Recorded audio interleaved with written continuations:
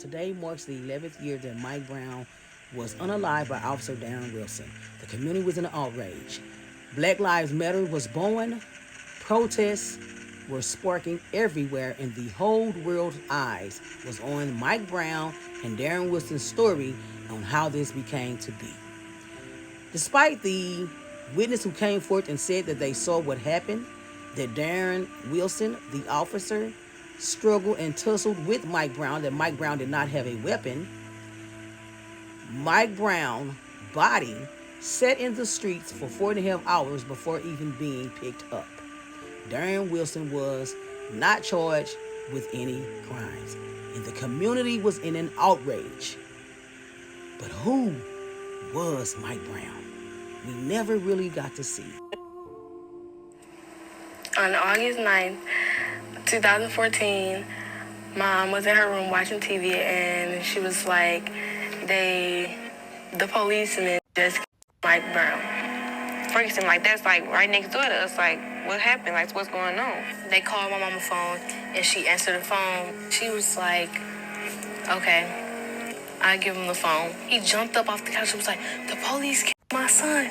And the next thing I know is just I was running downstairs crying. Trina almost fell down the steps. I couldn't cry because I was in such a shocked moment. So I was like, no, they got the wrong person.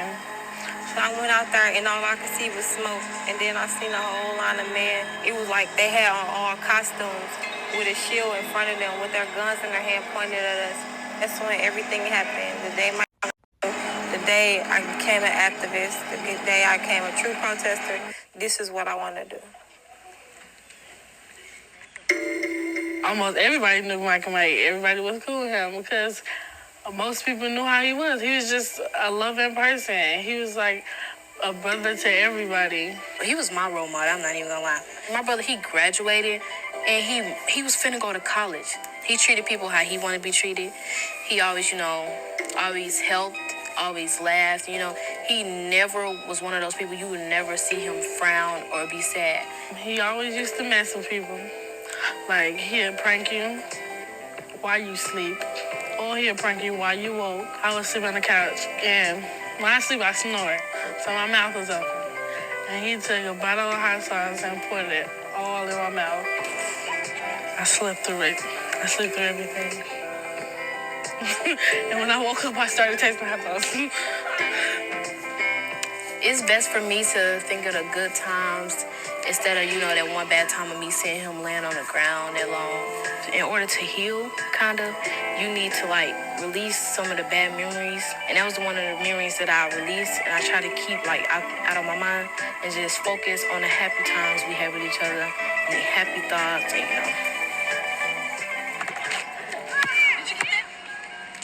I never knew a community could fit in so in different parts of your life.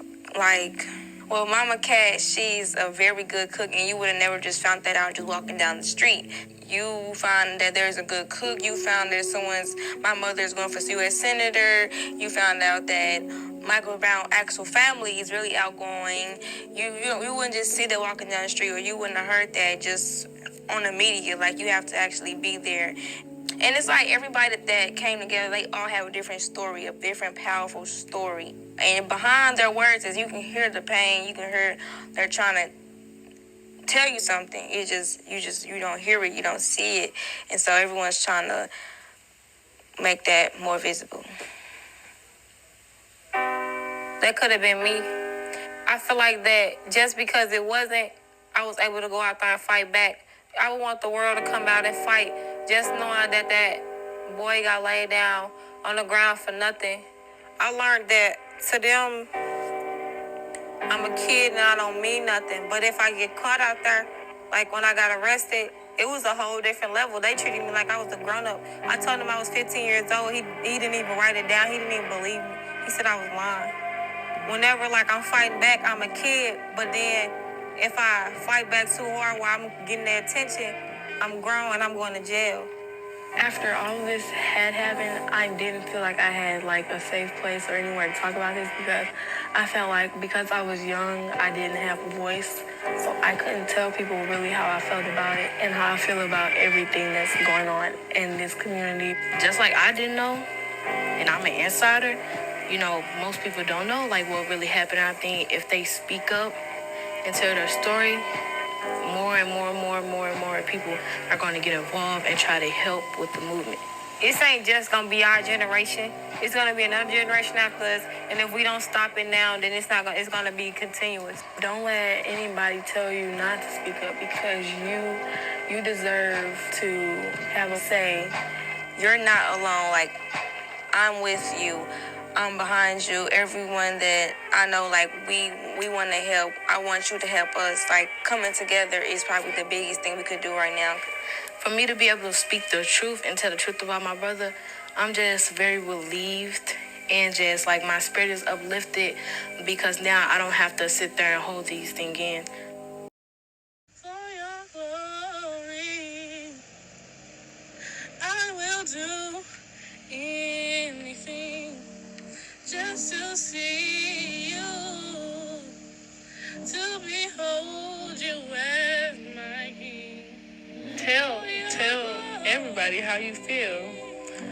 Tell them what you wish could be changed, and tell them about your siblings. Tell them how nice they were, how funny they were, how stupid they were. If I can tell the world one message about Ferguson, it will be that we some fighters. It's so funny because he said he was gonna change the world. He was gonna shake the world. The whole world was gonna know his name, and now they do.